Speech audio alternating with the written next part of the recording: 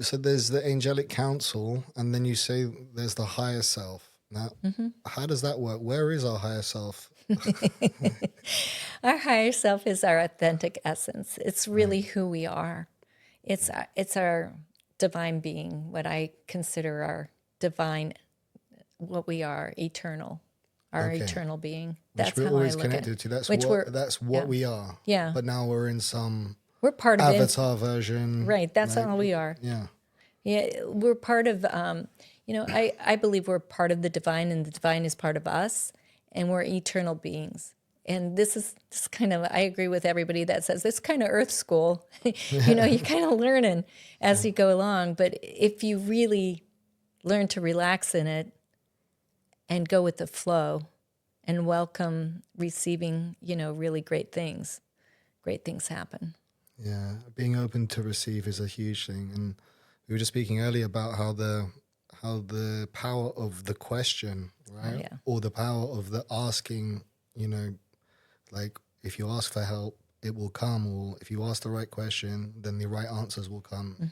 Is that how some of your messages come through? Or are you just like, tell me something? Or is it like, Well, I usually how can ask, I help this person on this? And then I the can answer do comes that. quite specific. I can do that. I can say, well, I started off by what is it that Darius needs to know today? Right. So on that particular day, they're going to tell me exactly what they want you to know. Your higher self is going to say what they wish for you to know that you may not be hearing. Right. But I can ask about other people if I want. I can ask about different situations if I want. And they'll still flow. They'll always give the answer. They'll always give the answer. I think part of it's just moving yourself out of the way and not trying to anticipate it and be open. You just Sure. have to be open with no judgment and just receive and welcome the message in. As the message comes in. And then your higher self. So would you say a lot of people are kind of disconnected from their authentic self, that and sort of getting messages from them helps them to sort of reconnect? Is that because they've been programmed in ways that have taken them away from themselves? Oh, that's a great question. I do believe that. I believe somehow we're still connected always, but I ended up, this is an interesting client. I ended up having someone who was in special ops. He's in special operations. Military. He was Right. retired. Young guy though, but retired. And he came to me and I took him through a process, kind of what we did today. I took him through that process. And I think when you're in that type of position in the military, you become disconnected. And so we were able to reconnect him completely with what I would say his soul being or his authentic, reattaching that totally, because they kind of have to detach to disattach. To Detach. detach. They have to detach from that, in order to do the work Yeah. they do. You can understand that. But when we went through the process, he wrote me a beautiful, beautiful note. I actually have it on, I think, my website, but a beautiful note about how he just cried after we were done. He said, I have to tell you, I cried and my frequency, my wife even said the frequency for 2 days was just off the charts. And he said, you made me back together again. Back to himself. Back to Because himself.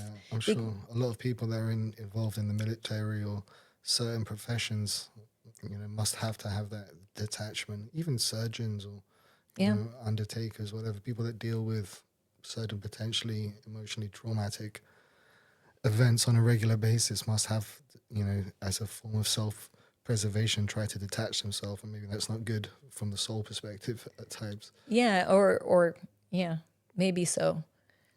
I think either way it's hard, Right. when you're in that position. Yeah. So you deal with all sorts of clients then.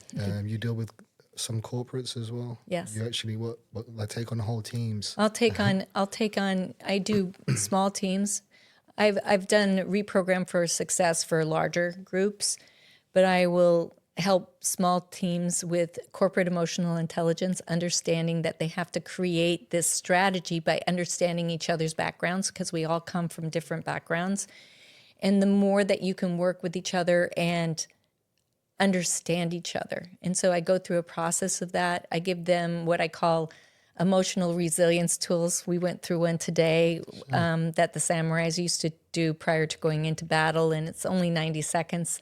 Yeah. So I armed them with some things that can help them in the corporate world, but also personal life. And then I assist them in making goals. So if they have a goal that they all want to be aligned on, we can get them all into the whole brain state on achieving that.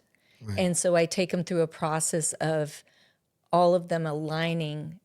So if it's we're the number one team, biggest team selling, or we've made our goal, or we've surpassed our goal, you can tell if somebody believes it or somebody doesn't. If they don't believe it, you can put that belief in them. Now you've got a well-oiled machine because you're all believing in the same goal. Same goal. And And so then, that's important, that you get your whole team believing in the same goal.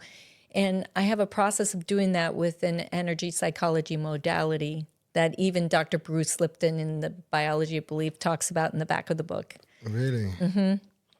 And as a matter of fact, I think he says this is the reason why he could write the book and why he has good relationships today. So I love using that modality, and I use it on the corporate groups, but I'll take them one by one because I never want, because it's kind of showing who believes and who doesn't. Yeah. And so I'll take them separately, and I never tell who tested strong on it and who doesn't. I just leave it alone and just say everybody's on the same page. Because I guess when you start getting into this stuff, not everybody, some people must have certain attitudes towards it that aren't, oh, like, what is this? Like, or non believers, or think it's all just made up.